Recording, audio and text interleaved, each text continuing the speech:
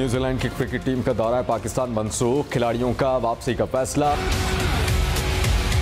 जिसकी भी साजिश है मुझे नाम लेते हुए मुनासिब नहीं है। ये दोस्ताने पहने हुए हाथों ने साजिश की है। ये जो महंगाई की शरह है ये 27% ओवरऑल हमारी खाने पीने की और बाकी चीज़ों में इजाफा हुआ है, लेकिन आमदनी में 37% इजाफा हुआ है। इसको कंट्रोल करें, दिन ब दिन महंगाई बढ़ती चली जा रही है, आमदनियाँ कम होती चली जा रही हैं। गरीब मर गया है, बिल्कुल कचूमर निकल गया गरीब का। ज्यादा चीज हमें तवज्जो देनी चाहिए। हमने इनकम्स बढ़ानी है, लोगों की आमदन बढ़ानी है, अफोर्डेबिलिटी बढ़ानी है।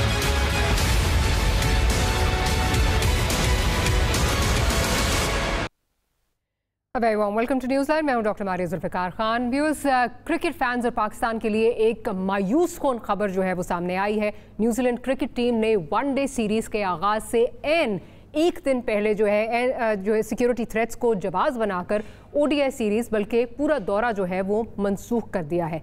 ये न्यूजीलैंड बोर्ड का एकतरफा फैसला था। वज़ीर आज़म पाकिस्तान ने बर वक्त जो है वो मुदाखलत करते हुए न्यूजीलैंड की वज़ीर आज़म से बात भी की, मगर दौरे की मनसूखी का फैसला तब्दील नहीं हुआ। न्यूजीलैंड टीम 17 साल बाद पाकिस्तान दौरे पर आई थी और न्यूजीलैंडर्स ने तमाम सिक्योरिटी इंतजामात की तसल्ली करके टीम को भेजा था। टीम 11 सितंबर से पाकिस्तान में थी, प्रैक्टिस सेशंस भी कर रही थी और अब अचानक दौरा मनसूख करना यकीनन हैरानकुन है। वज़ीर दाखिला ने इशारतन कहा है कि दस्ताने पहने हाथों ने सीरीज ख़त्म करवाई है, ताहम उन्होंने साजिश करने वालों का नाम नहीं लिया। अब यहाँ बड़ा सवाल ये है कि क्या जियोपॉलिटिक्स की आड़ में फिर पाकिस्तान के मैदानों को वीरान करने का खेल शुरू हो गया है और क्या इसके पीछे बीसीसीआई का हाथ हो सकता है? क्योंकि ये समझने से हम बालातर हैं कि ये हुआ क्या कि मैच खेलने टीम जा रही थी और एकदम से कहा कि जी ये दौरा और पूरी सीरीज़ जो है वो मनसूख कर दी गई हैं। इस पर बात करेंगे। Federal interior minister Sheikh Rashid Ahmed साहब हमारे साथ मौजूद हैं। शेख साहब, बहुत बहुत शुक्रिया आपका कि आपने हमारे लिए वक्त निकाला। शेख साहब, ये बताइए कि रीजनल सिचुएशन जो है वो हमारे सामने है। सेक्रेटरी ब्लिंकन की जो स्टेटमेंट है वो आए दिन उससे काफ़ी जो है वो शोर मचा हुआ है। नज़र यही आ रहा है कि वो लोग जिनके वेस्टेड इंटरेस्ट थे अफ़गानिस्तान में उनकी बहुत हद तक सुबकी हुई है। क्या जो ये दौरा मनसूख है, मनसूखी का दौरा, मनसूखी की बात हुई है दौरे की, क्या ये उसकी मैनिफेस्टेशन है कि पाकिस्तान को स्केप गोट बनाया जाए, पाकिस्तान को ऐसे पेंट किया जाए जैसे पाकिस्तान कोई सिक्योरिटी स्टेट है? क्योंकि 10 दिन पहले, ज़्यादा दूर नहीं, 10 दिन पहले हमारी एयरलाइंस भी सेफ थी, हमारे होटल्स भी सेफ थे, हमारी सरजमीन सेफ थी और अब एकदम से जो है हम एक सिक्योरिटी इशू जो है यहाँ पे क्रिएट हो गया। क्या कहेंगे इस पर? देखिए, लोगों ने पाकिस्तान को स्केप गोट, कुर्बानी का बकरा बनाने का एक दुनिया की, इस्लामी दुनिया की सबसे बड़ी एटॉमिक पावर है और सारी इस्लामी दुनिया की सबसे बड़ी एक मुनज़्ज़म मरबूत फौज है जो लोगों को इस खित्ते में खटक रही है और एक हुकूमत है जो कि पूरी तगो-दो से मेहनत से कोशिश कर रही है मसाइल। एक जमहूरी हुकूमत है इमरान खान की क़यादत में। तो जिस दिन 2 दिन पहले जुलूस था उस दिन इस किस्म की बात उनके सिक्योरिटी वालों ने की कि जी हमें खतरा है। हमने कहा भाई किस चीज का खतरा है? वो सहाफी जो है मैदान में बैठे हैं, वो दूसरे दिन अपने एहतजाज चले जाएंगे। तो आज सुबह जो है कोई तकरीबन 10-11 बजे 3 दिन से 4 दिन से देखें ये नेट प्रैक्टिस कर रहे हैं। 4 महीने पहले अफगानिस्तान के हालात से पहले इनकी टीमें 2 दफा आई हैं। दोनों दफा इन्होंने सिक्योरिटी क्लियर की है। दोनों दफा सिक्योरिटी क्लियर करने के बाद 4 दिन से रोजाना जा रहे हैं और 2 हेलीकॉप्टर जो है I-17 जो हैं वो उनको पूरे वॉच कर रहे हैं ऊपर। कोई फोर्स, प्रेसिडेंट ऑफ पाकिस्तान की security, VVIP, president of Pakistan, head of the state की सिक्योरिटी उसको दी है। कौन सी फोर्स है जो उनकी हिफाजत में नहीं थी? पहली दफा कैबिनेट ने फैसला किया कि ये 18 साल के बाद टीम आ रही है, इसको भरपूर तरीके से इसको सिक्योरिटी दी जाए, जरार दी गई, लाइट सेंट्री दी गई, SSG दिए गए, 4000 पुलिस वाले थे पिंडी इस्लामाबाद के। जबरदस्त सिक्योरिटी थी, कोई थ्रेट नहीं है। ये क्या हुआ? ये 2-3 दिन से ऐसी अफवाहें चल रही थी और आज सुबह उन्होंने कहा जी कि हमें हुकूमत ने कहा कि आप वापस आए। फिर हमारे जो जिम्मेदारान हैं उन्होंने इनसे मीटिंग की, उन्हें कहा कि हम बगैर मैदान खाली करा देते हैं और आप मैच खेलने, हम सारे क्राउड को निकाल देते हैं। वो इस पे भी एग्री नहीं हुए।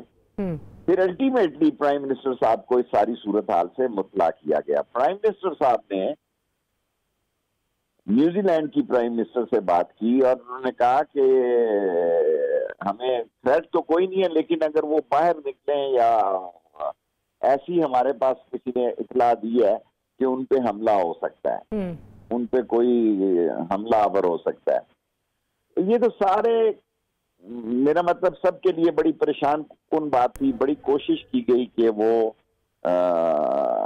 बगैर ग्राउंड, बगैर सामीन के क्रिकेट खेल लें, लेकिन उन्होंने ऐसा नहीं किया। और हमने जो इतने महीनों से कोशिश की हुई थी सिक्योरिटी की, उन्होंने उसको सारा पे पानी फेर दिया। उन्होंने कहा नहीं, हमने नहीं खेलना। असल मसला ये है कि अफगानिस्तान में भी कोई खूनरेजी नहीं हुई, तमाम बॉर्डर महफूज हैं, तमाम लोगों को हमने इवैक्यूएट किया। दुनिया के मुल्क का नाम ले, बॉर्डर पे आया। मैं आपके प्रोग्राम में ऐसी बात कह रहा हूँ जो कि मुझे नहीं कहनी चाहिए। अगर उनके कागजात भी पूरे नहीं थे, फिर भी हमने उनको आने दिया, 21 दिन का वीजा दिया, ऑन अराइवल वीजे दिए गए। दुनिया में कहीं ऐसा नहीं हुआ कि किसी कागजात के बगैर ऑन अराइवल, हमने वीजे दिए और सबको हमारे हुक्मों कतर कलामी की माफी शेख साहब, मसला फिर वही है ना जो मैं बात कर रही हूँ कि 10 दिन पहले हमारी सरजमीन बिल्कुल सेफ थी, कोई इशू नहीं था, तो हमें स्केप गोट जो है वो बनाने की कोशिश की गई। स्केप गोट चाहिए जो अपनी वहाँ पे नाकामियाँ हुई हैं। अब आपने बात की कि दस्ताने पहने हाथों ने जो है ये साजिश की है। अब हमने देखा है कि माजी में भी खेल के मैदानों से एक लार्जर डिज़ाइन जो है वो जन्म लेता है पाकिस्तान के हवाले से। माजी में भी हो चुका है कि क्रिकेट के मैदानों को टारगेट करके एक लार्जर जियोपॉलिटिकल डिज़ाइन जो है उसके वो आगे जो है वो चलाया जाता है। आप क्या ये कह सकते हैं कि इस पूरी सिचुएशन में भारत का कोई रोल नहीं है, या let me ask you this, क्या भारत इसमें इन्वॉल्व्ड है? देखिए, मैं भारत के मीडिया को मुंह पे इल्जाम ठहराता हूं कि 15 अगस्त से लेके आज तक उसके चैनलों से कोई ऐसी शर्मअंगेज खबर जो पाकिस्तान के खिलाफ बनती हो, उन्होंने जरूर निकाली है। सारा मीडिया जो है, आप देखें पंजशेर के मसले में उन्होंने जो कुछ कहा कि पाकिस्तान की फौज वहां जनाब अली उसने सरेंडर कराया। फिर उन्होंने कहा, हम देखें क्या हम अफगानिस्तान के लोगों को भूख से मरने दें? हमने 3-4 जहाज भेजे, बाई ट्रक भेजा, फूड भेजा, तो हमारा पड़ोसी मुल्क है, हजारों मील दूर रह के लोगों को तो वो एहसास नहीं है। हम दुनिया के साथ खड़े हैं, हम अफगानिस्तान में अमन चाहते हैं, अफगानिस्तान के साथ मुआहदा हमने नहीं किया, इन्होंने दोहा में किया। हमें इन्होंने कहा कि इन लोगों को हमारे मेज टेबल पे लाओ, हम इनके टेबल पर लेके गए और हमने अमन के लिए जो कुर्बानियां दी हैं उसको वो ऐसा तरीके से, और उसको वो पजीराई नहीं दुनिया दे रही। और इस खित्ते को लोग जो हैं वो अमन व अमान इसका खराब करना चाहते हैं। ये इंटरनेशनल एजेंडा है, सारी कौम को सोचना चाहिए ना। ये सियासत का वक्त है, ये मुल्क की सालमियत का वक्त है। इंटरनेशनल एजेंडा ये है कि देखें यमन में क्या हो गया, लीबिया में क्या हो गया, इराक में क्या हो गया, सीरिया में क्या हो गया। आज आके दुनिया की एक सबसे बड़ी इस्लामिक फौज और एटॉमिक फोर्स जो है वो पाकिस्तान है। वहाँ बाज लोग दस्ताने पहने हुए हाथ इंतशार चाहते हैं, खलफशार चाहते हैं, दहशतगर्दी चाहते हैं। और वहां से क्योंकि बहुत सारे लोगों को उन्होंने कहा कि हम एक्टिविटी नहीं करने देंगे, तालिबान ने उनको, ये बहुत बड़े वो जो दहशतगर्द तंजीमें हैं उनके लिए भी मसाइल हैं। सो पाकिस्तान के लोगों को और पाकिस्तान को बड़ा अलर्ट रहना है। लेकिन हमारे लिए बड़ा अफसोस का मुकाम है कि न्यूजीलैंड टीम बिला वजह चली गई, कोई मसला नहीं था। अच्छा शेख साहब, ये बताइए, आपने कहा कि जब न्यूजीलैंड की प्राइम मिनिस्टर साहिबा से बात हुई प्राइम मिनिस्टर की, तो उन्होंने ये कहा कि नहीं, थ्रेट तो उस तरह नहीं, हमें ये डर है कि जब निकलेंगे तो कोई अटैक ना हो जाए। कोई स्पेसिफिक डिटेल्स, कोई स्पेसिफिक थ्रेट उन्होंने शेयर की, या ये सरसरी सी बात की कि निकलेंगे तो अटैक हो जाएगा? कोई थ्रेट नहीं है, हमने सारी विजिलेंस रखी हुई है, सारा मेरा मतलब है कोई टेक्नोलॉजी ऐसी नहीं है हमारी फोर्सेज में। पहली दफा पाक फौज ने उसको, मैंने आपको बताया, हेड ऑफ स्टेट की सिक्योरिटी पाकिस्तान ने पहली दफा न्यूजीलैंड टीम को दी गई। आज तक किसी क्रिकेट टीम को यहाँ श्रीलंका होके गया, जिम्बाब्वे होके गया और एक टीम होके गई है, हेड ऑफ स्टेट की सिक्योरिटी दी है। लेकिन अब मैं ना मानूं वाली बात है, तो उन्होंने, उनके इरादे कुछ और थे, तो उसका तो मेरे पास कोई हाल नहीं। हमारे लोग उनसे मिलने गए, पाकिस्तान के जिम्मेदार लोग उनके सिक्योरिटी वालों से मिले आज सुबह 12-11 बजे तक। उनको कहा भाई कोई थ्रेट है तो बताओ हमें। उन्होंने कहा जी नहीं, हमें न्यूजीलैंड से पीछे से कह दिया गया कि तुम वापस आओ। तो फिर इसका तो कोई हल नहीं था। हमारे लोगों ने उनको पूरी हर किस्म की श्योरिटी दी, हर किस्म की श्योरिटी दी। 5-4 दिन से वो प्रैक्टिस कर रहे हैं। उस वक्त तक तो किसी को एतराज नहीं था। आज सुबह आके उन्होंने कहा जी कि हम खेलने। अच्छा शेख साहब, अब अगला मरहला जो है वो जाहिर है इंग्लैंड क्रिकेट बोर्ड का जो है वो भी ये कहा जा रहा है कि वो रीअसेस कर रहे हैं सिचुएशन को, किस तरह करना है। बीसीसीआई का रोल यानी जो इंडिया का क्रिकेट बोर्ड है उसका रोल किसी से ढका छुपा नहीं है, हमेशा उसने बुली का रोल अदा किया है। और स्पेशली पाकिस्तान के खिलाफ जो उसके अज़ाइम है वो तो किसी से ढके छुपे नहीं है। जहाँ जहाँ उनको मौका मिलता है वो पाकिस्तान को as a security state paint करना चाहते हैं, पाकिस्तान को एक नाकाम स्टेट जो है वो पेंट करना चाहते हैं। क्या इस हवाले से आपके पास कोई इन्फॉर्मेशन है? क्या उन्होंने अभी आपको बता दिया है कि वो क्या करना चाहते हैं इंग्लैंड क्रिकेट बोर्ड की, अगर बात की जाए? देखिए, हमारे तरफ से तो उनको पूरी सिक्योरिटी, सेफ्टी, हर किस्म की उनको श्योरिटी है। लेकिन क्रिकेट डिप्लोमेसी जो है वो भी दुनिया का, इस खित्ते का एक बड़ा वेपन है। लोग पाकिस्तान का इमेज नहीं देखना चाहते। वो नहीं देखना चाहते कि यहाँ न्यूजीलैंड का मैच हो और यहाँ इंग्लैंड का मैच हो। तो ये सारे जो है एक लार्जर, बड़ी स्क्रीन के जो मुहर्रकात हैं उसको छोटे छोटे पॉइंट्स के साथ पेश किया जा रहा है। और हमें इस पर बड़ा अफसोस है। हमारी ख्वाहिश थी कि न्यूजीलैंड यहाँ खेलता और फिर लंदन भी यहाँ खेलने आए। अब अगर आता है या नहीं आता इसका मुझे अभी तक कोई इत्तला नहीं। अच्छा शेख साहब, फाइनली मुझे ये बताइए, आपके पास ऑब्वियसली इन्फॉर्मेशन भी है, आपकी एक कड़ी निगाह भी होती है, ऑब्जर्वेशन भी आपकी जो है, असेसमेंट आपकी क्या है? क्या हिस्ट्री विल रिपीट इटसेल्फ? माजी में जिस तरह हमारे मैदान खाली हो गए थे, क्या हम उस तरफ दोबारा जो है वो गामजन हैं या इसके इम्कानात हैं in the current geopolitical scenario? मैं तो इस खत्ते में 4-5 महीने पाकिस्तान के लिए बड़े अहम देख रहा हूँ, क्योंकि हमारी स्टेबिलिटी से लोग मरे जा रहे हैं। उनके अपने हालात खराब हैं। हमने कोविड को, इमरान खान की हुकूमत ने बेहतर हैंडल किया। इकोनॉमिक क्राइसिस में हमतन कोशिश की इसको बेहतर हैंडल करने की। अब ये न्यूजीलैंड का मैच हो जाता तो उसके बाद लंदन का भी मैच हो जाता। अब लंदन वालों के लिए भी एक बहाना होगा। मुझे नहीं पता, ये क्रिकेट बोर्ड बेहतर बता सकता है कि लंदन वाले क्या फैसला करते हैं। लेकिन एक पॉलिटिकल आदमी की हैसियत से बतौर इंटीरियर मिनिस्टर नहीं कह रहा कि जब न्यूजीलैंड ऐसा करेगी तो फिर लंदन वाले भी इसी किस्म की बातें करेंगे। बहुत बहुत शुक्रिया शेख रशीद अहमद साहब, आपने हमारे लिए वक्त निकाला। अपने बाकी मेहमानों को इंट्रोड्यूस कराती हूँ। मिर्ज़ा इकबाल बेग साहब हमारे साथ मौजूद हैं, आप स्पोर्ट्स एनालिस्ट हैं। साथ ही साथ पाकिस्तान मुस्लिम लीग नवाज से मोहम्मद ज़ुबैर साहब, फैसल करीम कुंडी साहब पाकिस्तान पीपल्स पार्टी से और नवाज बप्पी साहब पाकिस्तान तहरीक इंसाफ से भी हमें ज्वाइन कर चुके हैं। मिर्ज़ा साहब, अगर आपकी तरफ आऊँ, बिकॉज आप काफ़ी देर से तगो-दो में लगे हुए हैं कि पता चले ये हुआ क्या, आपके कॉन्टैक्ट्स भी हैं, आपकी इन्फॉर्मेशन क्या है और ये हुआ क्या है? वही बात है जो इस वक्त जो शेख साहब बात कर रहे हैं कि जियोपॉलिटिकल डिज़ाइन है और इसमें भारत बहुत पेश जो है वो नज़र आता है। बिल्कुल मारिया, आपका बहुत बहुत शुक्रिया। ये एक साजिश लगती है पाकिस्तान को क्रिकेट के मैदान में तना करने के हवाले से। और आपको याद होगा 3 मार्च 2009 को जब श्रीलंकन क्रिकेट टीम पर अटैक हुआ था गद्दाफी स्टेडियम लाहौर के बाहर, उस वक्त भी भारत का नाम आ रहा था। और इस वक्त भी जिस तरीके से, जिस एब्रप्ट अंदाज से न्यूजीलैंड ने अपना दौरा कैंसिल किया है, 4 दिन पहले तक वो प्रैक्टिस करते रहे, कोई उनके लिए मसला नहीं था। उससे पहले रिक डिगैसन को उन्होंने भेजा, जो सिक्योरिटी एक्सपर्ट है, वो सारा जायजा लेकर गए, उन्होंने ऑल क्लियर की रिपोर्ट दी। और फिर उसके बाद अचानक मैच शुरू होने से 2-3 घंटे कबल इस तरह की चीजें होना, मैं समझता हूं कि इसके पीछे एक बहुत बड़ी साजिश है। मारिया, पाकिस्तान को पहले ही क्रिकेट से तना करने की कोशिश की जा रही थी। और जिस तरीके से भारत के पेट में दर्द उठता है कि पाकिस्तान में ये सरगर्मियां कैसे हो रही हैं।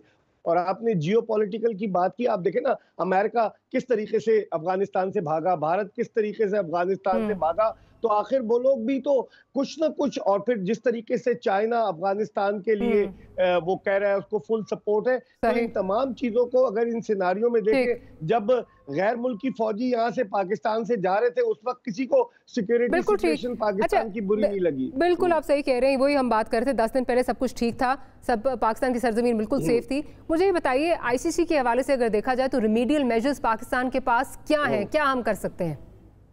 देखिए मारिया, आईसीसी को लोग कहते हैं ये इंडियन क्रिकेट काउंसिल है, क्योंकि ज्यादातर जो स्पॉन्सर्स हैं, मेन स्पॉन्सर जो आईसीसी के इवेंट हैं, जैसे वर्ल्ड कप T20, 50 ओवर का वर्ल्ड कप, चैंपियंस ट्रॉफी, वो सारे स्पॉन्सर्स भारत से आए हैं। और दिलचस्प बात यह है कि अभी जो आईसीसी के नए चेयरमैन है ग्रेगरी बर्कले, उनका ताल्लुक न्यूजीलैंड से है और भारत के शशांक मनोहर की जगह वो बने भारत के ताउन से। तो आप आईसीसी में जाकर क्या करेंगे? एक तो हमारे पास कोई सबूत होना चाहिए। भारत की लॉबी इतनी तगड़ी है आईसीसी में, वहां माजी में भी क्या होता रहा है, भारत मुकर जाता है पाकिस्तान से, बल्कि वो तो एक केस भी जीत गया जो पाकिस्तान के खिलाफ था। मैं समझता हूँ कुछ नहीं होना आईसीसी में। तो आपको क्या लग रहा है आने वाले दिनों में? क्या, मैं जैसे शेख साहब से पूछ रही थी, माजी जो है वो दोबारा आपको दोहराता हुआ नजर आ रहा है, हिस्ट्री रिपीटिंग इटसेल्फ, के हमारे मैदान खाली होते नजर आ रहे हैं? बांग्लादेश ने पहले इनकार कर दिया, इंग्लैंड जो है वो अब अपना रीअसेस कर रहा है, न्यूजीलैंड ने वैसे ही इनकार कर दिया। किस तरह आप क्या देख रहे हैं, किस तरफ जा रहे हैं हम?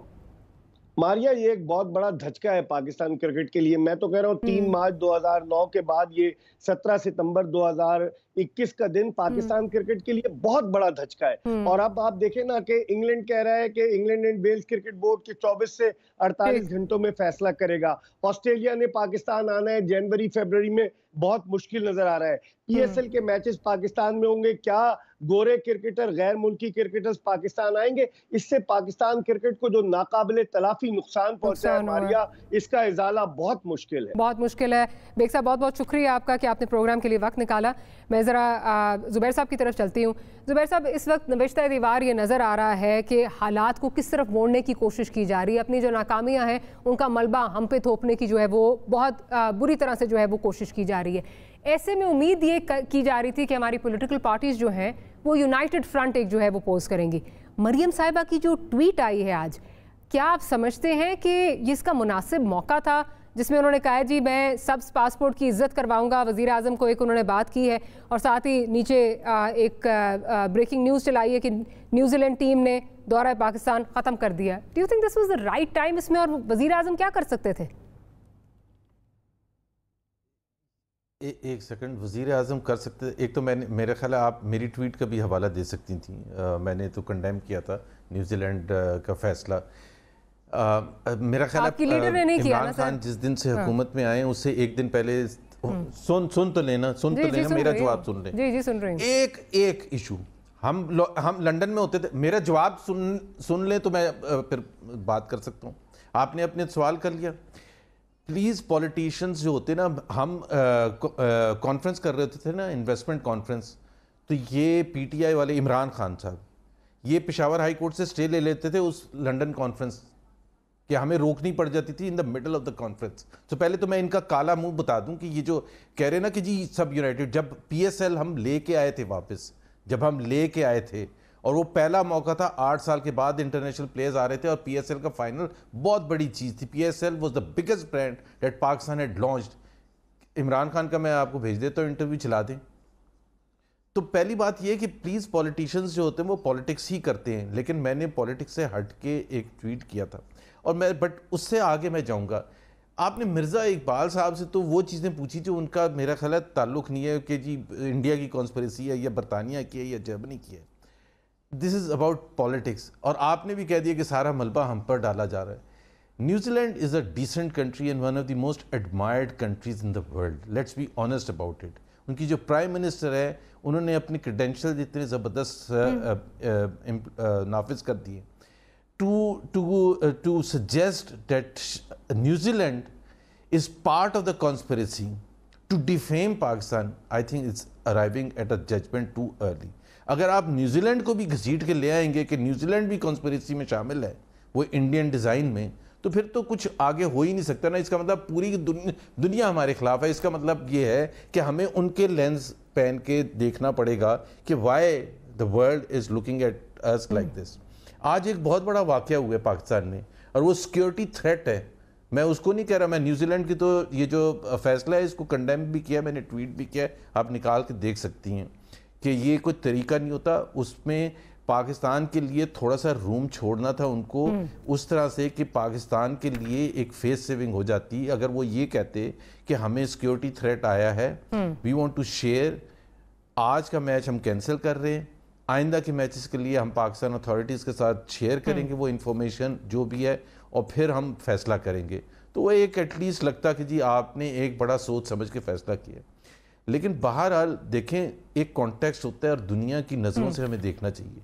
जब टीटीपी एक जवाब देता है जिसमें फॉरेन मिनिस्टर का नाम होता है, जिसमें प्रेसिडेंट ऑफ पाकिस्तान का नाम होता है, और वो अपने उन इरादों को दोबारा जाहिर करते हैं जो वो पहले करते रहे हैं, चाहे आर्मी पब्लिक स्कूल में अटैक था या GHQ में अटैक था, और उन्होंने कहा कि हम क्यों माफ़ी मांगे, माफ़ी तो स्टेट को मांगनी चाहिए। आप अगर इम्प्लीमेंट करते हमारा जो भी हमारा डिमांड्स हैं शरिया के हवाले से, तो हम आपके साथ हैं।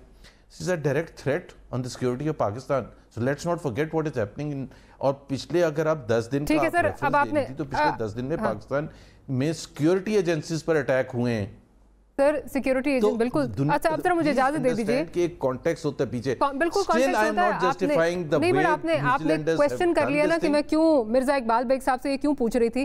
मेरा ख्याल है शायद आपने देखा नहीं हो या आप शायद भूल गए हैं, क्या बीसीसीआई का रोल आप निगेट कर सकते हैं? या जावेद मियांदाद साहब, सर बीसीसीआई का रोल, बीसीसीआई बड़े मोहतरम है, मैं तो वही बात करेंगे ना, they are sports analyst sir. But तो बीसीसीआई की बात उनसे नहीं करूंगी तो सर आपसे करूंगी। वो इंडिया की कॉन्स्पिरेसी और ये कि सर इंडिया की कंस्पिरेसी क्या आप नहीं देखते क्रिकेट डिप्लोमेसी किस तरह इस्तेमाल होती रही है? आपको ये भी पता है। फिर आपने शेख रशीद साहब का इंटरव्यू शायद नहीं सुना। Mirza Iqbal Baig is a cricket analyst. Sir cricket तो बीसीसीआई इज आल्सो मेरी बात सुन, बोर्ड ऑफ क्रिकेट इंडिया। हाँ जी, मैं वो डिनाई नहीं कर रहा, प्लीज अंडरस्टैंड करें। Sir if you are trying to negate कि बीसीसीआई यूज नहीं होता अगेंस्ट, बात ही नहीं सुन रही सर। मैं आपकी बात पूरी सुन ली। आप मैं जब बात करने लगती हूं आप इसमें आते हैं, मैं पूछ रही हूं, प्लीज डिफरेंशिएट कर लें। सर मेरी गुजारिश सुन लीजिए, मैं तो ये कह रही हूं कि मेरी बात सुन लें। सर मैं आपकी बात सुन ली है, अब आप कंप्लीट कर लीजिए, मैं फिर से आपकी बात सुन लेती हूं। सुन लें जी, बताइए। हाँ मैं कंप्लीट कर लूं। मैं सिर्फ ये कह रहा हूं, मैं ये इसमें तो इंडियन क्रिकेट बोर्ड इन्वॉल्व हो सकता है कॉन्स्पिरेसी में, इंडियन गवर्नमेंट इन्वॉल्व हो सकती है। जो क्रिकेटर होता है ना, उससे आप क्रिकेट की बात करते हैं। आपने आईसीसी वाला वाज अ राइट क्वेश्चन कि जी आईसीसी में हमारे पास क्या ऑप्शंस हैं, बट उनके साथ हम ये कॉन्स्पिरेसी शोएब अख्तर के साथ डिस्कस कर रहे हैं, जियो पॉलिटिक्स डिस्कस कर रहे हैं। He was referring to geopolitics again and again and again. That is what आपका पॉइंट आ गया, और मैं again I come back to that point. आप डिफेंस एनालिस्ट को बुला के बीसीसीआई की बात कर रही हूं, बीसीसीआई का रोल जियो पॉलिटिक्स में आगे किस तरह आ रहा है, मैं उस पर बात कर रही थी। जाहिर है उनसे ही बात करेंगे और देखते रहें कि क्रिकेट किस तरह इस्तेमाल होता रहा है। मैं जरा कुंडी साहब की तरफ चलती हूँ। कुंडी साहब ये मुझे बताइए कि आपको जो ये ट्वीट आई है, कुंडी साहब में कुछ ही देर में जो है वो ज्वाइन करेंगे, अभी साथ नहीं है हमारे। ऑन अब्बास साहब की तरफ चलती है। ऑन अब्बास साहब, आप किस तरह देख रहे हैं जो ये ट्वीट आई है? क्या आप समझते हैं जो जवाब पेश किया जा रहा है, गो के प्राइम मिनिस्टर इमरान खान माजी में सही चीज़ नहीं, उनकी तरफ से भी जो है वो गलतियां होती रही हैं, लेकिन इस जंक्चर पे इस ट्वीट को आप किस तरह देख रहे हैं? मेरे ख्याल में डॉक्टर साहब, ये जो आप अभी एक आर्ग्यूमेंट चल रहा था, आपको समझना चाहिए कि हर वो चीज़ जिसमें इंडिया का लफ्ज आ जाए, चाहे वो बीसीसीआई क्यों ना हो, उस पर गुफ्तगू करना इट कुड बी प्रॉब्ली एक तकलीफ दे हो सकता है पाकिस्तान मुस्लिम लीग नून के लिए। सो आप अपनी डिस्कशन में कोशिश करें, इंडिया को मत लेके आया करें, it could be a problem for them. Just we need to एक चीज़ों को थोड़ा डिफरेंशिएट करना सीखें। जो आज तक सबक पाकिस्तान मुस्लिम लीग नून नहीं सीख सकी, वो है रियासत और हुकूमत का फ़र्क। They need to differentiate that. रियासत जो है वो पाकिस्तान है, जो कि एक उसकी सालमियत है, उसके इंस्टीट्यूशंस होते हैं, और हुकूमत वो है जो कि पाकिस्तान तहरीक इंसाफ है। बाज़ औक़ात ये वो बैरियर क्रॉस कर जाते हैं जिसमें वो हमारी मुखालफत में या हमारी नफरत में रियासत को स्ट्राइक डाउन करना शुरू कर देते हैं। और ये आज की बात नहीं है, ये एक हिस्टोरिकल रिकॉर्ड है। Let's start going back to Dasu dam. 2.5 महीने पुरानी बात है, ज्यादा बात नहीं कर रहा। चाइनीज बस के ऊपर अटैक हुआ था, चाइनीज बस नीचे गिर गई थी, अभी तक उसकी इन्वेस्टिगेशन नहीं हो पा रही थी। बस खाई में गिरी, कैसे गिरी, क्या हुआ, कौन थे, दहशतगर्द थे, खुदकुश था। सबसे पहले पाकिस्तान मुस्लिम लीग ने कह दिया कि सिक्योरिटी सिचुएशन देखे कि पाकिस्तान चाइना के साथ अपने रिलेशनशिप को सही तरह संभाल नहीं पा रहा, और अचानक एक ऐसी एनार्की की सिचुएशन पाकिस्तान में क्रिएट हो गई थी कि हम चाइनीज के सामने एम्बैरस होना शुरू हो गए थे कि यार हे हो गया। दूसरी सिचुएशन याद करें, अफगान एम्बेसडर की जब बेटी का अगवा हुआ था तो अभी इन्वेस्टिगेशन चल रही थी और हमारी एक स्टेटमेंट आ गई थी कि ये अगवा नहीं हुआ, इसके कुछ और पैरामीटर्स शेख रशीद साहब ने कह दिया था। बिकॉज आप फिर बायस करके नहीं कर सकते। आप इमरान खान का वो बयान चलवाएं जो PSL के सिलसिले में वो कर रहे थे। Sorry, I am not going to listen to this crap कि हमें एक्यूज किया जा रहा है। भाई इंडिया कहां से आ गया आज? पाकिस्तान और न्यूजीलैंड का आप बिल्कुल इंडिया को डिस्कस करें, but if you are going to defame PMLN कि हम कोई मुल्क दुश्मन है, I am not going to be part of this program. I am sorry. आपका पॉइंट इमरान खान साहब मुझे बता देना कभी एक PSL का फाइनल हो रहा था वो क्यों कर रहे थे पाकिस्तान के खिलाफ बातें? सर मेरा पॉइंट ऑफ व्यू समझने की कोशिश कीजिए कि जब आप इस तरह की बात चले हमने गलत किया ना, आप इमरान खान को डिफेंड कर लें। ये गद्दारी का इमरान खान क्या करते थे? इमरान खान क्या कहता था? पाकिस्तान में PSL का फाइनल हो रहा था, what was he saying? What was he talking about security establishment? What was मेरा ख्याल है गद्दारी के फतवे अगर ना हम लगाएं, अगर गद्दारी के फतवे ना लगाएं तो शायद बेहतर होगा। लेट्स जस्ट कीप ऑन और हो रहा है सब्जेक्ट पे मेरा ख्याल है अटैक होने शुरू हो गए जी। हमारी मतलब मैंने सर्टिफिकेट और पैटर्निज्म नहीं देना इस प्रोग्राम में बैठ के। अगर आपने मुझे अनवाज साहब मेरा ख्याल है गद्दारी के फतवे यहाँ ना लगाएं तो बेहतर होगी। लेट्स जस्ट कीप इसी पे रहते हैं, टॉपिक पे रहते हैं। जो इरशादात है ना, वो इमरान खान के इरशादात सुनाए इनको और फिर चले तो नहीं देखते, अगर प्ले डाउन कर जाते। चले ठीक है, आगे पॉइंट आ गया। मैं जरा कुंडी साहब को चले मैं कुंडी साहब को बीच में लेके आती हूँ, इंडिपेंडेंट पॉइंट ऑफ व्यू उनसे ले लेती हूँ कि जो कुंडी साहब ये मुझे बताइए कि आज अब जिस तरह बात हो रही है, अभी शेख रशीद साहब मेरे साथ कुछ देर पहले थे, थ्रेट्स की बात की कि क्या आपको न्यूजीलैंड ने कोई थ्रेट बताई कि क्या है? उन्होंने कहा जी कोई स्पेसिफिक थ्रेट नहीं बताई। उन्होंने कहा जी बाहर निकलेंगे अटैक हो जाएगा, नथिंग स्पेसिफिक। एंड इस टाइम पे दौरा मनसूखी। और उसके बाद हम बात इस वक्त ये कर रहे हैं कि जो मरीम नवाज साहिबा का ट्वीट आया है, हरे पासपोर्ट की मैं जो है वो इज्जत करवाऊंगा और साथ ये न्यूजीलैंड का दौरा जो है मनसूख हो गया। क्या ये टाइम था इस तरह की पॉलिटिक्स का, या आप समझते हैं कि इसका पॉलिटिक्स किसी और दिन भी हो सकती थी? इस टाइम यूनिटी का जो है बिस्मिल्लाहिर्रहमानिर्रहीम। देखिए, मैं एक बड़ी जिम्मेवार पार्टी के जिम्मेवार होते बिल्कुल, मैं वो पॉलिटिक्स नहीं करूँगा। अब बब्बी साहब तो एक अच्छे चंद अच्छों में से एक अच्छे हैं।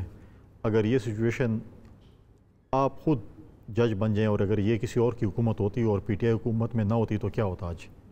Do to wrongs make a right. तो मैं वही कह रहा हूँ, मैं जिम्मेवारी का मुजाहरा करूँ, इसलिए हम इनको हमेशा तो two wrongs make a right की बात नहीं है। Then they don't have the right. Pakistan में जब कोई इश्यूज ऐसे आते हैं, बिल्कुल आपने सही कहा, जिस किस्म के इश्यूज मुझे ये बता दें कि इमरान खान अगर हमारी हुकूमत होती है क्या? जुबैर साहब उनको अगर आप कंप्लीट करने दें तो बड़ी मेहरबानी होगी। हम हमेशा Maria, you have opened up the program. The entire objective of this program is to attack PMLN. Sir पता नहीं वैसे आप डिफेंसिव पे क्यों जा रहे हैं? आपने शायद शेख रशीद साहब ने सुना, मेरा नहीं ख्याल शेख रशीद साहब ने PMLN का नाम लिया, मेरा नहीं ख्याल मिर्जा इकबाल बेग ने। आप तो मुझे क्वेश्चन कर रहे हैं उनसे BCCI के बारे में क्यों पूछ रहे हैं? तो फिर यही पूछ रही हूँ ना, पूरा प्रोग्राम तो मत कीजिए। मैं आपको वही कह रही हूँ, BCCI की बात हो रही है, आप मुझसे पूछ रहे हैं मिर्जा इकबाल बेग से क्यों पूछो? मैं आपसे पूछूं फिर BCCI का फिर आपसे पूछूं क्या है? आप तो हर चीज पे जो है इस वक्त सवाल उठा रहे हैं। क्रिकेट कमेंटेटर है यार वो, तो इसीलिए सर BCCI का पूछा ना, क्या BCCI इस्तेमाल नहीं होती रही आगे जियो पॉलिटिकल डिजाइन के लिए? सवाल पूछ लें जो कुंडी साहब ने किया है सर। आप अगर PPP की हुकूमत होती या PMLN, सर वो जवाब दे रहे हैं, अगर आप जवाब देना चाहें, वरना आप इधर आ जाएं सर और इनसे आके सवाल आप कर लीजिए। जी मैं अपना एक पॉइंट ऑफ व्यू दे दूं, उसके बाद फिर इनका अपना हक है जुबैर साहब को जो भी कहे। मैं हमेशा पाकिस्तान पीपल्स पार्टी ने कहा कि जब भी कोई ऐसी किस्म के इशूज़ हों, हम इसीलिए कहते हैं कि पार्लियामेंट जो एक सुप्रीम इदारा इसको ऑन बोर्ड लेना चाहिए। माजी में भी ऐसी सिचुएशन आई है, हमने कहा पार्लियामेंट को ऑन बोर्ड लेंगे। अभी भी हमारी तजवीज़ है इनको, ओन अब्बास साहब को, ये एक जिम्मेवार अहदेदार है PTI में, अभी भी नेशनल असम्बली का सेशन शुरू है, इनको चाहिए कि तमाम अपोजिशन को अपने एलाइज को ऑन बोर्ड लें, इस नेशनल असम्बली से एक रेजोल्यूशन पास कराएं, अपना डिस्प्ले शो करें ICCI को भी, न्यूजीलैंड को भी, सबको। अब ये कह रहे हैं कि हम फोरम पे लड़ेंगे। जब आपके पास अपने पार्लियामेंट की रेजोल्यूशन होगी, 21 करोड़ आवाम की रेजोल्यूशन होगी, तो आप जाएंगे हमारी आवाम ने ये डिस्प्ले शो किया है। न्यूजीलैंड ने कभी ऐसी पॉलिटिक्स नहीं की है, ना कोई ऐसा करेगा कि जो इंडिया के कैंप में जाएगा और आखिरी रात आपको बोलेगा कि ये आपके साथ नहीं खेलना चाहते, एक इंटरनेशनल लेवल पे। लेकिन जो कुछ हुआ है पाकिस्तान के लिए कोई बेहतर नहीं हुआ। हम इस पर पॉलिटिक्स नहीं करेंगे, हम ये नहीं कहेंगे कि हम इस पर पॉलिटिक्स करना चाहते हैं और पाकिस्तान को हम किसी चीज़ के लिए बदनाम करना चाहते हैं। लेकिन जब हम कहते हैं कि यार अफगानिस्तान के इशू पर आप पार्लियामेंट को ऑन बोर्ड लें, कश्मीर के इशू पर, तो इसीलिए हम कहते हैं कि जब आपकी एक आवाज़ जाएगी। लेकिन प्रॉब्लम के साथ ये है कि जब भी हम कहते हैं हम हुकूमत में हमारी मर्जी हम जो करें, लेकिन जो फैसले ऐसे होते हैं जैसे फ्रांस के एम्बेसडर का मामला आ गया, कहते हैं पार्लियामेंट करे, बाकी फैसले हम करेंगे। अब फॉरेन ऑफिस की बात हो रही है। अब प्रेसिडेंट साहब ने अपनी स्पीच की अफगानिस्तान के इशू पे TTP के हवाले से की, हमारे फॉरेन मिनिस्टर ने की, आज उनका बयान आ गया, उस पर उनका जवाब आ गया ऑफिशियल। तो ऐसी चीज़ें ना करें आप। हम यही कहते हैं, अब जैसे UN में आपने इंडिया को वोट किया, वो प्रेसिडेंट बन गए, आपको कहते हैं हमें UN में तकरीर करने नहीं देते। तो ऐसी चीज़ें ना करें जिसमें हम इसीलिए कहते हैं कि पार्लियामेंट को ऑन बोर्ड लें। कोई भी पार्लियामेंट 342 का ऐवान है, आपकी पार्टी में से कोई अच्छा बोल लेगा, तजवीज़ दे देगा, बाकी लोग तजवीज़ देंगे। इसीलिए हम कहते हैं कि पार्लियामेंट इसीलिए होते हैं कि डिबेट होती है और एक पॉलिसी आती है और एक हमारे बहुत से इख्तलाफात सही, हमारे माजी में भी अपोजिशन और हुकूमतों के इख्तलाफात रहे हैं, लेकिन जब पाकिस्तान का इशू आता है, पाकिस्तान की सलामती का इशू आता है, तो फिर हम इकट्ठे होते हैं। और हुकूमत को आज चाहिए कि वो इस पर आगे बढ़े। पार्लियामेंट के सेशन हैं, उनमें अपोजिशन से रब्ते करें, बाकी अपने एहतियातियों से रब्ते करें और एक यूनानिमस रेजोल्यूशन पास करें और दुनिया को बताएं कि हम इस पे हमारा क्या कंसर्न है। कुंडी साहब, एक छोटी सी ब्रेक लेनी है, ब्रेक के बाद जो महंगाई का इशू है वो डिस्कस करेंगे। लेकिन कुंडी साहब की तजवीज़ जो है वो बहुत अच्छी है, लेकिन अनफॉर्चुनेटली मुझे लगता नहीं है कि इस पर कुछ होगा, क्योंकि माजी में इससे बहुत बड़े बड़े जो है वो एग्जिस्टेंशियल क्राइसिस पाकिस्तान के लिए आते रहे, लेकिन पार्लियामेंट के फ्लोर से जो है वो हमें एक यूनाइटेड नहीं, एक हमें डिवाइडेड हाउस जो है वो नज़र आया। और उसका अगर कहा जाए ओनस जो है वो सिटिंग गवर्नमेंट यानी PTI पे जाता है तो गलत नहीं होगा। छोटी सी ब्रेक लेते हैं, ब्रेक के बाद गुफ्तगू को यहीं से कंटिन्यू करेंगे।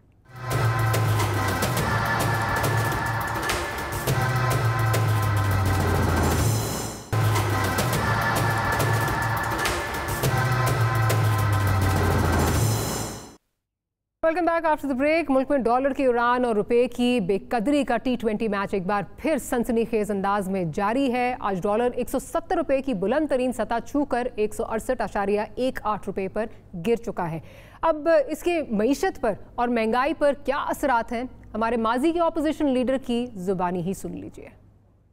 जब ये दोनों आए थे जरदारी और नवाज शरीफ, $1 60 रुपए का था, आज $1 125 रुपए का हुआ है। इससे क्या होता है, आपके पैसे 10 साल पहले बैंक में पड़े हैं 100 रुपए, वो 100 रुपए से रह गया 50 रुपए। लेकिन अगर मेरा पैसा लंदन के महलों में इन्वेस्ट हुआ है, मेरे बैंक अकाउंट बाहर हैं, जरदारियों के, सारे शरीफ खानदान के, शहबाज शरीफ के, तो मेरा अगर 100 रुपया बाहर पड़ा हुआ था तो वो आज 200 रुपया हो गया है। रुपया गिरता है, आप सारे गरीब हो जाते हैं। पिछले 10 साल में 6,000 से 27,000 अरब पे कर्जा चढ़ा। रुपया 10 साल पहले 60 रुपए डॉलर था, आज 125 रुपए डॉलर, यानी कि 10 साल में जो अवाम की दौलत आधी हो गई। सबसे पहले तो आपको एक पूरी खबर देता हूँ। आज मैं अभी जब इधर आ रहा था तो पता चला कि मार्केट में रुपया 130 रुपए पे डॉलर पे पहुंच गया। 20 रुपए गिरने में आप सब पे, इस कौम के ऊपर 1000 अरब रुपए के मजीद कर्जे चढ़ गए। रुपया जून 2013 में $1 100 रुपए का आता था, आज 2018 में $1 125 रुपए का पहुंच गया। यानी कि इसका मतलब कि अगर आपके बैंक के अंदर 2013 में 125 रुपया पड़ा था, आज सिर्फ 100 रुपया रह गया है, तो हम गरीब हो गई है। सुबह से मुझे बड़ी टेलीफोन कॉल्स आ रही हैं कि जी रुपया इतना कम हो गया। सबको ये मैं बताना चाहता हूँ कि इसमें कोई घबराने की जरूरत नहीं है। ये दोनों दफा मैं आपको यकीन दिला रहा हूँ कि मुझे न्यूज के ऊपर पता चला रुपया गिरा। जी, ये खैर माजी के कुछ बयानात थे। आज की ज़मीनी हक़ाइक़ क्योंकि बदल चुके हैं और लगता है कि आज ये बातें लागू नहीं होती, तभी तो स्टेट बैंक को जुलाई से अब तक 1.2 अरब डॉलर मार्केट में फेंकना पड़ा है। लेकिन फिर भी डॉलर का मिजाज है कि नीचे आने को तैयार नहीं है। कुछ ऐसा ही हाल पेट्रोल प्राइसेस का भी है, जहाँ ओगरा ने इस बार 1 रुपये इजाफे की डिमांड की थी, लेकिन हुकूमत ने सीधा 5 रुपये इजाफा कर दिया। डॉलर बढ़े तो महंगाई, पेट्रोल चढ़े तो महंगाई। अब ऐसे में अवाम जाएं तो जाएं कहाँ और अच्छे दिन आएँ तो आएँ कैसे, इस पर बात करेंगे इस सेगमेंट में। ज़ुबैर साहब की तरफ चलूँगी। ज़ुबैर साहब, अब फवाद चौधरी साहब की मैं ट्वीट्स देख रही थी और मुझे समझ नहीं आ रही, इधर लोग यहाँ पे चीख रहे हैं कि जी महंगाई हो गई, महंगाई हो गई। फवाद साहब कह रहे हैं जी खुशहाली आ गई, 75% लोग जो हैं वो तो खुशहाल हो गए। पर कैपिटा इनकम अगर देखें तो PTI के पहले साल में तकरीबन 8.5% जो है वो नीचे गई। आज भी जो PMLN छोड़ के गई थी वो उससे नीचे ही है, हर चीज़ महंगी है। तो ये फवाद साहब कौन सी इकोनॉमिक्स जो है वो हमें समझाने की कोशिश कर रहे हैं? आप इकोनॉमी को अच्छी तरह समझते हैं, अगर समझा सकें। जी बड़ा सिंपल सा है, और फवाद चौधरी साहब को बोलना भी नहीं चाहिए जब उनको इकोनॉमी का पता नहीं है अलिफ बे। बड़ा सिंपल सा होता है, एक होता है जिसको कहते हैं रियल वेजेस, बड़ा सिंपल है उसको समझने के लिए। अगर महंगाई की शरह मिसाल के तौर पर 10% है और आपकी इनकम 6% बढ़े तो रियल वेजेस -4% कहलाएगी कि वो रियल वेजेस, क्योंकि जाहिर सी बात है महंगाई ज़्यादा है और आपकी इनकम ग्रो, ये that is the major to determine कि जी आपकी इनकम ऊपर जा रही है या नीचे जा रही है, जब by looking at your real wages. 2008 से लेके 2013 तक जब पीपल्स पार्टी की हुकूमत थी तो उस वक़्त तकरीबन 4%, if I am remember correctly, 4% plus थी रियल वेजेस, मतलब बढ़ रही थी। और मुशर्रफ साहब के ज़माने में भी रियल वेजेस बढ़ी थी, मतलब प्लस में थी। PMLN के ज़माने में तकरीबन 12% प्लस रही रियल वेजेस की ग्रोथ। PTI के 3 साल में -12% है, -12%। अब अगर जाहिर सी बात है इकोनॉमी का स्टूडेंट होगा जो समझने वाला होगा वो दोनों चीज़ों को लेगा ना, महंगाई को भी लेगा और आपकी इनकम की इंक्रीज़ को भी लेगा। और वो मैं और आप, हम सब और आपके कैमरा मैन उस चीज़ को रिलेट भी कर सकते हैं कि अगर आपने 10 रुपये बढ़ाया है लेकिन कीमतें 20 रुपये बढ़ गई तो उसके लिए तो -10 रुपीज़ है ना ग्रोथ। तो बड़ी सिंपल सी बात है। दूसरी बात यह है कि अगर उसकी जो दूसरी हकीकत सामने नज़र आती है कि वेजेस इनकम में खुशहाली आ रही है या नहीं आ रही है, वो उससे 3 उनसे पता चलता है। एक तो गुर्बत, कि क्या गुर्बत की लकीर से नीचे पिछले 3 साल में 2 करोड़ लोग नीचे गए हैं गुर्बत की लकीर से। और इसी तरह से अनएम्प्लॉयमेंट, बेरोज़गारी के हवाले से कि 50 लाख लोगों ने जॉब्स लूज़ की हैं। तो कोई भी इंडिकेटर से देखेंगे तो ये तो बुनियादी जो 3 चीज़ें हैं ना, 3 बुनियादी चीज़ें जिससे तमाम तकरीबन 22 करोड़ लोग अफेक्ट होते हैं, वो महंगाई, गुर्बत और बेरोज़गारी। ये तीनों इंडिकेटर्स नेगेटिव हैं और बुरे तरीके से नेगेटिव हैं जब से PTI की हुकूमत आई है। अच्छा, ऑन अब्बास साहब की तरफ चलती हूँ। और अब्बास साहब, क्या फवाद चौधरी साहब पाकिस्तान की बात कर रहे थे या किसी और मुल्क का जो है वो हवाला दे रहे थे? क्योंकि पर कैपिटा अगर आप कंपेयर करें, इवन मैं कहती हूँ कोविड को छोड़ भी दें, आप जैसे ही आए थे उस वक्त भी पर कैपिटा जो PMLN के टाइम पे थी उससे नीचे गई थी। तकरीबन 1652 जो है वो कहा जाता है PMLN के टाइम पे थी। आप आए 1 साल के अंदर 1516 जो है वो हो गई। आज इस वक्त अभी भी उस टाइम से कम है, लेकिन साथ ही साथ गैस जो है 140% बढ़ चुकी है, बिजली 11 रुपये से 20 रुपये पे जा चुकी है, आटा 35 से 70 पे, चीनी का भी जो है हाल वो किसी से ढका छुपा नहीं है। तो खुशहाली कहाँ आई है, अगर मुझे एक्सप्लेन कर सकें। देखें, मैं आपको पहले थोड़ा इकोनॉमिक्स समझा दूं क्योंकि जुबैर साहब ने समझाया, मैं भी थोड़ी सी ब्रीफ करूं। प्लीज। पेट्रोल की प्राइसेस बढ़ाने की पहले वजूहात तो बड़ी क्लियर है। एक साल का सिर्फ डाटा ले लेते हैं, 20 सितंबर 2020, 20 सितंबर 2021, $42 इंटरनेशनल की जो प्राइस है, ऑयल की प्राइस इंटरनेशनल मार्केट में $42, आज 75.40 to be very precise Brent की आज की। ये 74% का राइज है जी, 74% का राइज है। उस वक्त हमारा रेट जो था पेट्रोल का 103 रुपए था, आज 123 रुपए, 20 रुपए की राइज, विच इज नॉर्मली 18% ये तकरीबन बनता है जी। कहाँ 74% का इंटरनेशनल मार्केट का प्राइस और कहाँ लोकल मार्केट में सिर्फ हार्डली 20% का राइज। उस हिसाब से अगर इंटरनेशनल मार्केट को देखें तो आज पेट्रोल की रियल टाइम प्राइस जैसे कि वो फरमा रहे थे वो 180 रुपए लीटर बनती है, 180 रुपए लीटर। लेकिन हमारी गवर्नमेंट ये समझती है कि इस वक्त गवर्नमेंट अगर आवाम पे और बोझ डालती है तो वो उनके साथ ज्यादती है। सो गवर्नमेंट ने वो लोड शेयरिंग के ऊपर अपने पास ले लिया है और बहुत ज्यादा स्लो जितना एक हो सकता है वो डाइवर्सिफाई करके वो प्रेशर नीचे ट्रिगर। नंबर 1। नंबर 2, डॉलर का एक बड़ा इकोनॉमिक्स बड़ी सिंपल सी है जी।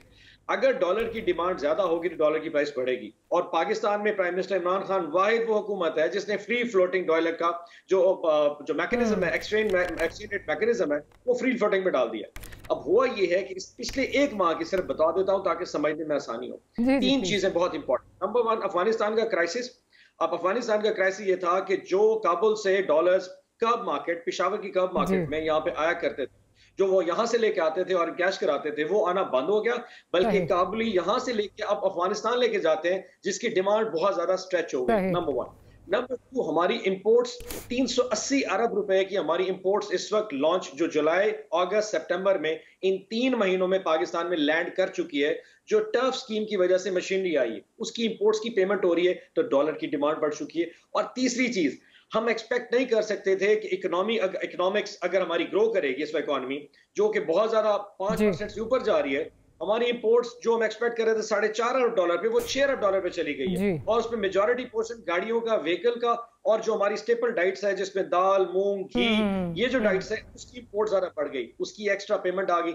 अब इतनी ज्यादा हाई डिमांड जब डॉलर की आएगी तो रेट बढ़ेगा। अब डॉलर की डिमांड रेट बढ़ने की वजह से ऑटोमेटिकली उसका तेल पे भी इंपैक्ट आता है। तो ये फीचर्स अपनी जगह पे, but you have to understand, कोई गवर्नमेंट नहीं चाहती कि वो रेट बढ़ाए। हम क्यों चाहेंगे? हमें पता है के लिए प्रॉब्लम है, हम सबसे बड़े स्टेक होल्डर है, but some time it is inevitable, आप करना पड़ता है। चले बिल्कुल ऑटोमेटिकली ठीक, तो ये चीजें सबको समझना चाहिए कि मेरे ऑनरेबल दोस्त इसको समझें। बिल्कुल, इट इज इनएविटेबल। आपने खुद ही फवाद चौधरी साहब की बात की नफी कर दी कि जो बात कह रहे हैं गलत है, लेकिन थोड़ी सी अगर मैं भी थोड़ा सा जो मैंने ज़ाहिर आप सब मुझसे इकोनॉमी जो है वो बहुत बेहतर समझते हैं, लेकिन आपने कहा ये वाहिद हुकूमत है इमरान खान साहब की जिसने मार्केट में डॉलर्स पंप नहीं किए।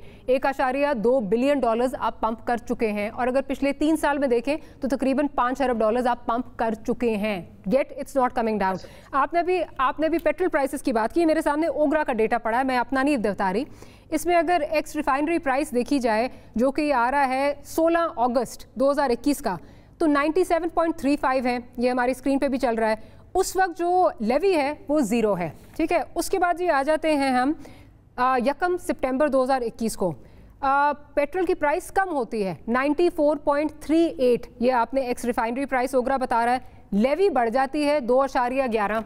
अच्छा, उसके बाद आप आ जाएं जी 16 सितंबर को, तो रिफाइनरी प्राइस है 95.41 और लेवी बढ़ जाती है 5.62। तो कौन सी चीज़ आप मुख्तलिफ कर रहे हैं तो मुझे समझ नहीं आ रही है। ज़रा मैं कुंडी साहब की तरफ भी चलती हूँ। कुंडी साहब आपने जी प्लीज जी प्लीज। मैंने कुछ ऐसा नहीं कहा कि हम डॉलर पंप नहीं कर रहे, हमने कहा फ्री फ्लोटिंग मैकेनिज्म जो है उसको लेके जा रहे हैं, उसमें माइनर एडजस्टमेंट सिर्फ वो करती रहती स्टेट बैंक। जब उन्होंने आपने कहा था मार्केट में पंप नहीं करेंगे ना, यही कहा फ्री फ्लोटिंग। आपने कहा हम मार्केट में डॉलर नहीं फेंकेंगे। एडजस्टमेंट्स गवर्नमेंट करती रहती है माइनर, लेकिन नॉर्मली वो फ्री फ्लोटिंग है। $1 अरब से कुछ नहीं है, हमारे 28 बिलियन डॉलर्स के ऊपर सिर्फ 5 अरब इन 3 सालों में, इन 3 years about $5 billion, 5.8 billion dollar, 5.8 I stand corrected, 5.8 billion dollar in 3 years। 30 रुपए जा सकती है, जिसको ₹5 पे रखा हुआ है। 30 रुपया पर लीटर गवर्नमेंट चार्ज कर सकती है, बट अंडरस्टैंडिंग कि इसका ज्यादा प्रेशर अवाम पे नहीं शिफ्ट करना, वो ₹5 पे इस वक्त खड़ा है, ₹30 पे नहीं गया, जो कि हमें अलाउड है एज अ गवर्नमेंट, हम चार्ज कर सकते हैं। ठीक। चले कुंडी साहब आप ही समझा दीजिए कि इस वक्त हो क्या रहा है, बिकॉज चीज़ें इतनी बेहतर हो गई। डॉलर को आपने डिप्रिसिएशन आपकी करेंसी की हो गई अबाउट 40%, उसके बाद भी जो है वो आपसे कंट्रोल नहीं हो रही सारी चीज़ें, महंगाई बढ़ती जा रही। फवाद चौधरी साहब कह रहे हैं, आपके दोस्त भी हैं, वो कह रहे हैं कि खुशहाली आ गई है, बहुत लोग खुशहाल हैं यहाँ पे। देखिए ओन अब्बास, मैं तो इतना इकोनॉमिस्ट नहीं, ओन अब्बास साहब ने मैं भी नहीं हूँ, मैं और आप दोनों बड़ा अच्छा केस प्रेजेंट किया है। अच्छी बात होती जब खान साहब कंटेनर पे होते तो ये ब्रीफिंग खान साहब को ओन अब्बास साहब उस वक्त भी देते कि हुकूमतों के ये मसाइल होते हैं, हुकूमतों में बंजबंद आता ये है। उस वक्त तो ये कहते थे कि जी नहीं, जो आपने भी में क्लिप्स है उस वक्त तो ये बात करते थे कि ये है वो है। यही पेट्रोल पे असद उमर क्या कहता था, खान साहब कहते थे कि जी ये पेट्रोलियम लेवी और ये जो टैक्स हैं ये बिलावल हाउस जा रहे हैं या बनीगाला जा रहे हैं। आज किधर जा रहे हैं? आज इस हुकूमत में इनको 3 साल हो गए हैं, 19 दफ़ा आपने तेल की कीमतें बढ़ाई हैं। बिल्कुल। और खुदा न खासा 2 साल और अगर इनके आते हैं तो रफली 10 दफ़ा और भी बढ़ाएंगे, तो उसके लिए भी अवाम तैयार।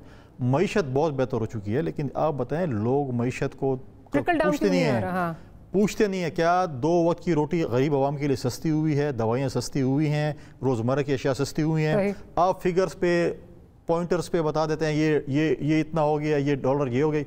आज मुझे बताएं कि डॉलर क्यों महंगा होता जा रहा है? आज आप डॉलर की रोकथाम करें ना, आपसे क्यों डॉलर अफगानिस्तान जा रहा है? आपके पास तो पूरी टीम थी, माजी में ये थी। आज आप देखें आपके ही जो उस वक्त के अब जो वज़ीर आज़म है यही कहते थे ना कि मैं जब आऊँगा तो मैं ये करूँगा पेट्रोल के साथ, मैं आऊँगा तो मैं डॉलर के साथ ये करूँगा, मैं जब आऊँगा तो मैं ये करूँगा। आज अगर हम चार्जशीट आपके खिलाफ क्रिकेट के हवाले से लेके आते तो आप पता नहीं क्या हो जाता, लेकिन उसमें सब पाकिस्तान की बदनामी होती है। आपकी जो है वो फॉरेन पॉलिसी की नाकामी सारी है, आपकी फॉरेन पॉलिसी टोटली नाकाम हो चुकी है। तो अगर हम इस पे अगर करते तो आज इंडिया और हमारे चैनल में कोई फ़र्क ना होता, लेकिन आज भी हम पाकिस्तान के लिए कह रहे हैं कि जी ठीक है पाकिस्तान की बैटरी की आप ये बात करें। लेकिन जब चीज़ें माजी में बढ़ती थी उसके क्लिप्स आप देखें, आप ज़रा रिवाइंड करें। अब इनकी संजीदगी तो ये है, अभी मैं आपको क्लिप दिखा सकता हूँ। GNN पे मैं परसों क्लिप देख रहा था, फवाद चौधरी साहब अपनी पार्टी के मुतल्लिक़ क्या कहते हैं कि जी हमारे वो अब्बासी साहब प्रेसिडेंट हैं सेंट्रल पंजाब के और हमारे सैफुल अंदाजी साहब हैं, उनको बाहर से कोई एक शर्ट लेके ला दे तो उनको ओहदे दे देते हैं। ये ऑन रिकॉर्ड है, मैं नहीं कह रहा हूँ, ठीक है। तो इस किस्म के अगर वफाकी वजीर साहबान अपनी पार्टी के मुतालिक, हमारे मुतालिक नहीं कह रहे, अपनी पार्टी के मुतालिक ये बयानात दें तो क्या संजीदगी रह जाती है उसमें? अभी भी क्या मतलब है कि जो चीज़ें भी इस मुल्क में भी हो रही है माजी की हुकूमतों का है। अब ये बताइए इन्होंने क्या किया 3 सालों में? ठीक है, ये हमें बताया जाता था 1 रुपया जब डॉलर बढ़ता है तो कर्जा कितना ज़्यादा बढ़ जाता है, तो अब तो इस वक्त जो है। एक और बात बताओ, इनके एक सूबाई वजीर हैं जिन्होंने KP असेंबली बयान दिया कि जब रुपए डिवैल्यू होते हैं और डॉलर चढ़ता है तो उससे पाकिस्तान को फ़ायदा होता है। उसका क्लिप भी मैं आपको भेज सकता हूँ। अब मुझे नहीं पता कि मैं मरकज वाले तो नहीं है क्या, मैं मरकज वाले वफाकी वजीर की बात मानूं कि मैं सूबे के सूबाई वजीर की बात मानूं, दोनों PTI से। अब हमें तो ये बता दें कौन से वाले की बात मान लें। बस छोड़ें उसको, किसी की बात ना माने। मैं ज़रा ज़ुबैर साहब की तरफ चलती हूँ। ज़ुबैर साहब, असद उमर साहब की एक ट्वीट जो है वो आई हुई है जिसमें मुर्तज़ा वहाब साहब ने उनसे पूछा है कि जो उनकी एक, आपको याद है 2016 की एक ट्वीट थी कि पेट्रोल प्राइसेस इतनी हो गई, PDL इतना वगैरह वगैरह। उस पर उन्होंने पूछा जी अब आप मैथमेटिक्स में क्या करेंगे, तो उन्होंने कहा जी हाजिर जनाब, current PDL is 5.62 and sales tax is 11.76, total tax 17.38, base price 105.92, total price 123.3, taxation rate 16.4, which is less than 1/3 of the time PMLN government was in power, which was 52%. और कोई खिदमत जनाब? सर ज़रा ये हमें अगेन आपसे हम लोग सीखते हैं इकोनॉमी, समझा दें ज़रा ये क्या है, ये बेस प्राइस का जो है ये कुछ समझ आ रही है? देखिए, एक तो बड़ी सिंपल सी बात है, वो मुर्तज़ा वहाब जो उनसे क्वेश्चन पूछ रहे थे ना, कि वो ये कहते थे असद उमर और जो PTI की फिलॉसफी थी कि टैक्सेस नहीं होने चाहिए और वो टैक्सेस को निकाल के इतनी हमारी वो होनी चाहिए पेट्रोल प्राइस। तो अब आपने क्यों टैक्स लगाए? बेसिकली मोटा मोटा ये है। दूसरी चीज़ ये है कि बिल्कुल ऑन ने सही कहा कि पेट्रोलियम लेवी जो कि एक अवाम ने पे करना है, वो इन्होंने बजट में उसका रखा हुआ है अमाउंट 610 बिलियन रुपए साल का। अब 610 बिलियन रुपए लेने के लिए पेट्रोलियम लेवी, वो आज अगर 5 रुपए कुछ है तो वो 30 रुपए जब तक नहीं होगा तो वो 610 बिलियन नहीं होंगे, तो या तो वो 30 रुपए करेंगे। दूसरी चीज़ मैं मोटा मोटा बता दूं, जो PTI का सबसे बड़ा मसला है, ये फैसले भी खुद करते हैं और उन फैसलों की वजह से कहते हैं कि जी डॉलर इसलिए महंगा, कीमतें इसलिए बढ़ गई। डिवैल्यूएशन आपका फैसला है, हमारा फैसला नहीं है। आप ये कह रहे थे कि हम डॉलर को रोक के रखते थे और इस वजह से मसाइल पैदा हुए एक्सपोर्ट्स के, ठीक है, यही कहते थे ना। हमने डॉलर को कंट्रोल रखा, हमारे 20-22% 5 साल में डिवैल्यूएशन हुई थी, आपकी 36% होगी। It's not a good thing. उसकी वजह से जाहिर सी बात है महंगाई है, फैसला आपने किया है, लेकिन उसके बावजूद 40% डिवैल्यूएशन के बावजूद 3 साल में 3% एक्सपोर्ट्स बढ़ी हैं, 3%, which is 1% per annum, which is neither here nor there.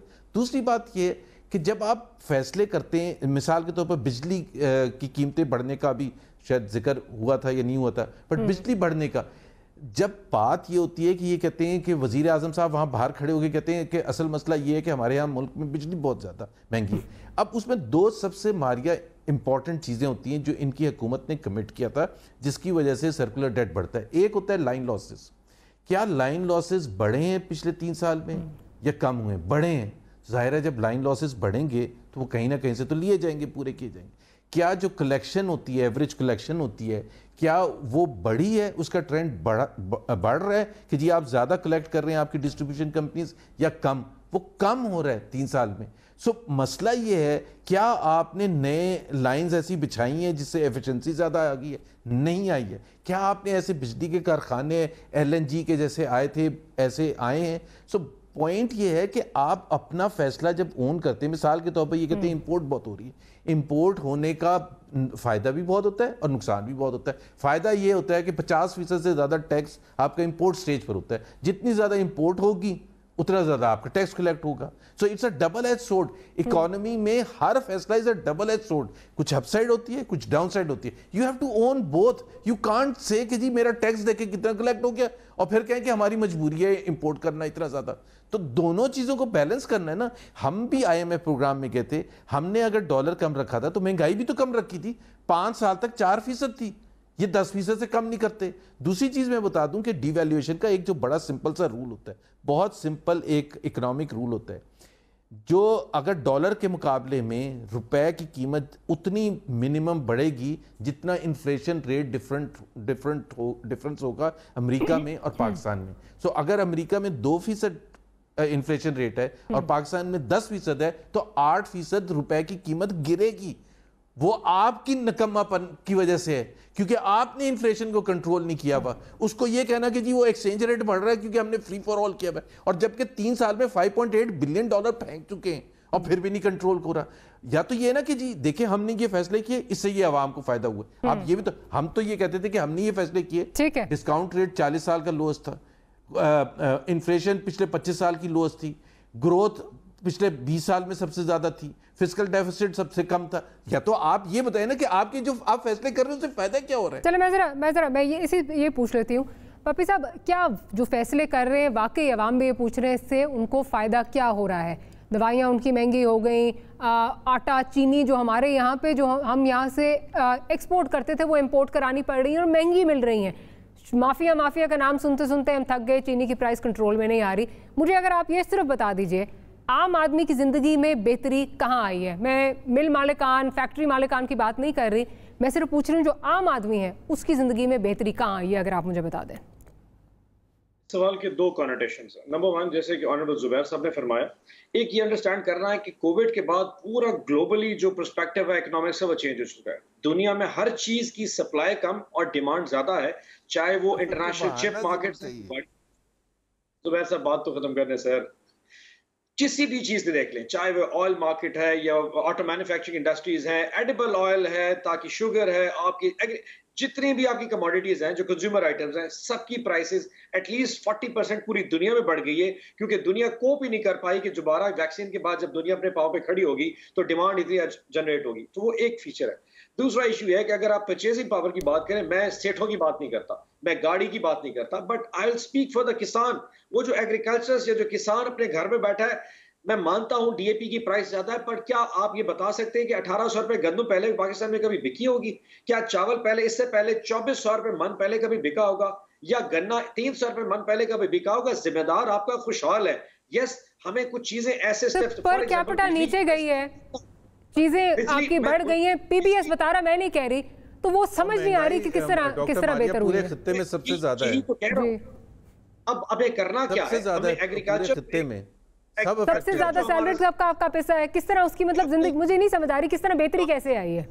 किसान को मजबूत कर रही है। अब इशू जो हम इस वक्त देख रहे हैं वो हमारा अर्बन एरियाज है। हमारा एक मिडिल क्लास आदमी जो अर्बन एरियाज में रहता है, उसकी जिंदगी को एड्रेस करने के लिए हम अपने इश्यूज को लेके आ रहे हैं। Rest assured there are segments of the society जो वल्नरेबल है, लेकिन कुछ बहुत मजबूत भी हो रहे हैं। लेकिन ये turn by turn, step by step होगा, वन गो में। Don't expect the numbers don't speak your language, numbers don't translate into whatever you're saying। Per capita income नीचे गई है, महंगाई ऊपर गई है, लेकिन आप कह रहे हैं आम आदमी खुशहाल हो गया है। चलिए ऑन दैट नोट मुझे प्रोग्राम क्लोज करना है। फैसल करीम कुंडी साहब आपका बहुत शुक्रिया, जुबैर साहब आपका बहुत शुक्रिया, और ऑन अब्बास साहब आपका बहुत शुक्रिया कि प्रोग्राम के लिए वक्त निकाला। Will see you tomorrow. Good night and अल्लाह हाफिज़।